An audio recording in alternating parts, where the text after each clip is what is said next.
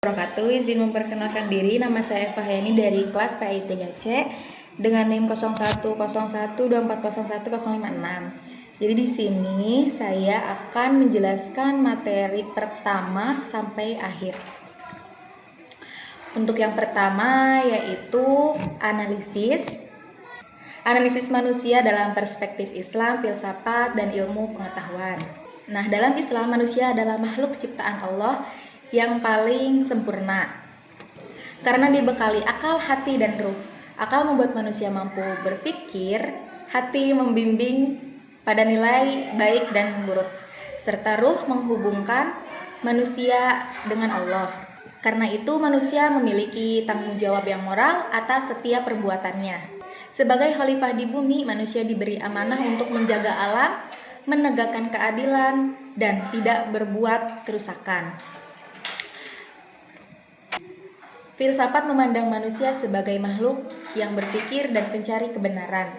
Sedangkan ilmu adalah pengetahuan melihat manusia sebagai makhluk biologis. Untuk bab 2-nya yaitu ontologi pendidikan Islam. Ontologi itu membahas hakikat pendidikan manusia. Pendidikan Islam adalah proses membimbing manusia agar hidup sesuai dengan ajaran Islam dan berlangsung sepanjang masa atau sepanjang hayat. Manusia dipandang sebagai makhluk Allah yang memiliki tujuan hidup dan tanggung jawab. Ilmu dalam Islam bersumber dari Allah dan harus digunakan untuk kebaikan, bukan semata-mata hanya untuk kepentingan duniawi saja. 3. Tujuan pendidikan Islam. Jadi tujuan pendidikan Islam itu adalah membentuk manusia beriman, berilmu, dan berakhlak mulia. Keimanan menjadi dasar perilaku, hukum menjadi alat menjalani kehidupan, dan akhlak menjadi pengendali agar ilmu itu tidak disalahgunakan. Pendidikan Islam juga bertujuan mencapai kebahagiaan dunia dan akhirat. Selanjutnya yaitu bab 4 tentang epistemologi pendidikan Islam. Jadi, epistemologi itu membahas cara memperoleh ilmu dalam Islam. Sumber ilmu meliputi wahyu, akal, dan pengalaman. Wahyu itu menjadi sumber kebenaran, akal digunakan untuk berpikir dan memahami, sedangkan pengalaman melengkapi ilmu melalui praktik nyata. Selanjutnya itu epistemologi pendidikan Islam.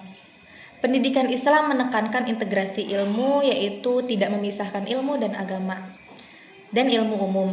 Semua ilmu saling melengkapi dan sama-sama berasal dari Allah Subhanahu wa taala. Dan untuk selanjutnya yaitu upaya membangun epistemologi pendidikan Islam. Nah, upaya untuk membangun epistemologi pendidikan Islam itu dilakukan menghilangkan kotomi ilmu serta menanamkan nilai-nilai Islam seperti kejujuran, tanggung jawab, dan akhlak dalam setiap proses pembelajaran. Untuk selanjutnya yaitu tentang aksiologi pendidikan Islam.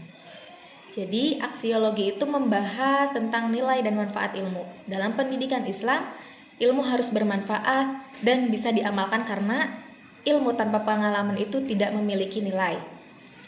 Dan untuk bab selanjutnya yaitu ada jenis-jenis aksiologi pendidikan Islam. Aksiologi pendidikan Islam itu mencakup nilai akhlak, sosial, spiritual, dan kemanusiaan yang bertujuan membentuk manusia berperilaku baik, peduli, dan beriman. Terus selanjutnya yaitu tentang pendidikan Islam antara teori dan praktik. Jadi pendidikan itu sering menghadapi kesenjangan antara teori dan praktik karena kurangnya keteladanan dan lingkungan yang tidak mendukung. Bab selanjutnya yaitu tokoh-tokoh pendidikan Islam. Yang pertama yaitu Ibnu Maskawi menekankan pendidikan akhlak, Ibnu Khaldun menyesuaikan pendidikan dengan kondisi dan sosial, Al-Farabi itu menekankan peran akal dan filsafat. Untuk selanjutnya yaitu problematika tentang pendidikan masa kini. Jadi pendidikan masa kini itu menghadapi krisis akhlak, pengaruh teknologi, dan melemahnya peran keluarga. Dan selanjutnya yaitu tentang tantangan pendidikan di masa depan.